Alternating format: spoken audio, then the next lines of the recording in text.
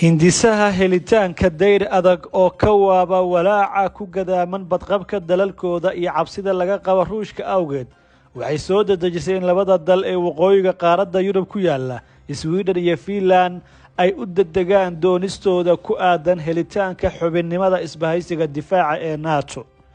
balse culays ayaa yimi kadib markii dal ka mid ah kuwa ugu awooda badan ee isbahaysiga ku jira ee Turkiga oo si cad u qeexay inaanu marna taageeri doonin doonista dalalkan ee ah ku biiritaanka isbahaysiga difaaca waliba hogaamiyaha wadanka Turkiga ayaa si bareer ah u qeexay in dalkiisa aanu haba yaraatee u codayn doonin in labadani dal ay helaan xubinnimada maadaama uu ku eedeeyay inay hormuud u yihiin qalqalgelinta iyo burburinta jiritaanka jamhuuriyadda Turkiga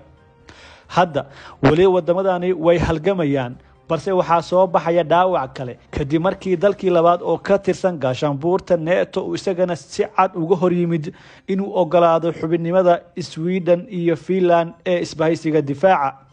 madaxweynaha dalka Croatia ayaa qorsheynaya inuu faro wakiilkiisa inuu hor istaago ku biiritaanka Finland iyo Sweden ee ururka uu Mareykanku hogaaminayo ee NATO sida uu sheegay dabcan madaxweynaha wadankaas diidmadani waxay dareenka beesha caalamka ku soo jeedin doontaa dhacdooyinka soo wajaha qowmiyadaha Croatia ee ku nool Bosnia iyo sidoo kale Herzegovina ee dariska la ah dalkiisa sida uu madaxweynaha wadanka Croatia u sheegay suxufiyiinta wadankaas marka loo eego sharciyada doorashada ee hadda jirta waxa ay ku tiirsan yihiin in lagu soo doorto codadka muslimiinta Bosnia oo loo yaqaano Bosniakis hore ayaan u iri Croatia Bosnia ayaa iga muhiimsan xadka Ruushka iyo Finland ayuu ku qayliyay madaxweynaha wadanka Stockholm iyo Helsinki waxay si rasmi ah u jabiyeen taariikhdoodii dhexdhexaadnimada ahayd ee 15 bishan Maajo waxayna si rasmi ah u codsadeen xubinnimada NATO si kastaba ha ahaatee aqbalaadda wadamada cusub ee ku soo biiray ururka waxay u baahan tahay ogolaansho wada jir ah oo laga helo dhammaan xubnaha isbahaysiga difaaca ee NATO oo ah ku dhawaad 30 dal madaxweynaha Croatia isaga oo tilmaamaya in diidmada Ankara ay uga soo horjeedo heshiis kasta oo Sweden iyo Finland u ogolaanayeen inay ku biiraan NATO ilaa ay soo ceyriyaan kooxaha ay Turkiga u asteeyeen inay yihiin argagixisada ee xiriirka la leh xisbiga shaqaalaha Kurdishka ee PKK iyo jabhadda xoreynta dadka iyo arrimo kaleba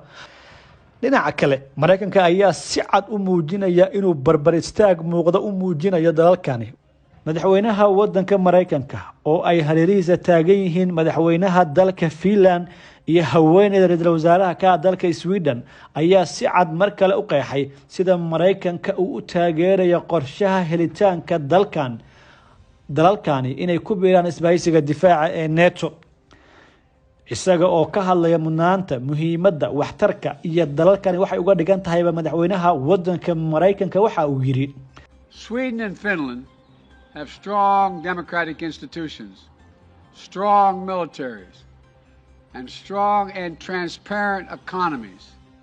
Sweden iyo Finland waxay leeyihiin hay'ado dimuqraadi ah oo xoog leh, ciidan xoog leh, iyo dhaqaale xoog leh oo hufan, iyo dareen adag oo ku saabsan waxa saxda ah. Waxay buuxiyaan shuruud kasta oo NATO kadibna qaar ka mid ah lahaanshaha laba xubnood oo cusub oo NATO ah oo ku sugan waqooyiga sare waxay kor u qaadi doontaa amniga isbahaysiga yaga waxayna sii qoto dheerayn doontaa iskaashiga amniga ee guud ahaan guddiga maanta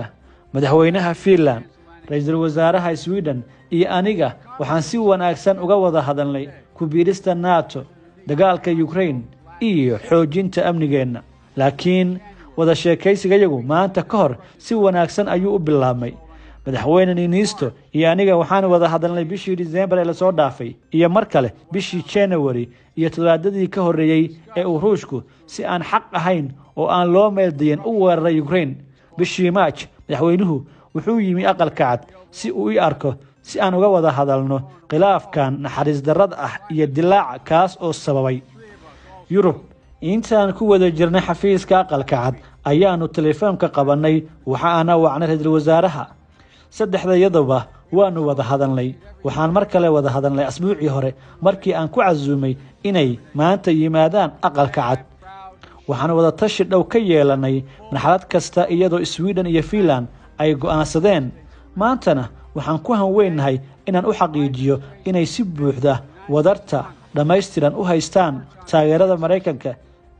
maanta maamulka iyagu wuxuu u gudbinayaa Koongareeska Mareykanka warbixinada ku biiritaanka NATO ee labada wadan si ay sanadku si hufan oo degdeg ah ugu dhaqaajiyaan la talinta iyo ogolaanshaha heshiiska. waxaan si weyn u bogaadinayaa taageerada senatarada kale ah Schumer iyo sidoo kale McConnell. sidoo kale waxaan u mahadcelinayaa senatarada kale ah Menendez iyo sidoo kale Risch si ay u guuraan tani iyada oo loo maray sanadka sida ugu dhaqsaha badan ee suurtagalka ah marka aragtida dhammaan xulafada laga hadlo oo NATO oo ay qaadato brotokoolka gelitaanka dimuqraadiyad xoogan. NATO oo midaysan oo xoogan ayaa saldhig u ah amniga Mareykanka. is the foundation of America's security.